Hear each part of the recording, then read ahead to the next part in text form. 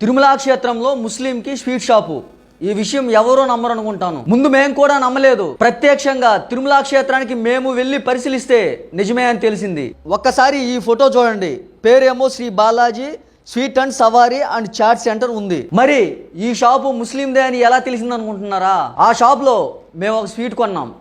PhonePe చేస్తే రిజ్వానా అని వచ్చింది. ఒకసారి ఈ ఫోటో చూడండి. అప్పుడు ఆ షాప్లో ఉన్న అతను అడిగాము, ఫోన్పే చేస్తే ముస్లిం పేరు వస్తుంది ఏంటి అని. అప్పుడు ఆ షాప్లో ఉన్న అతను ఏం చెప్పాడో అతని మాటల్లోనే వినండి.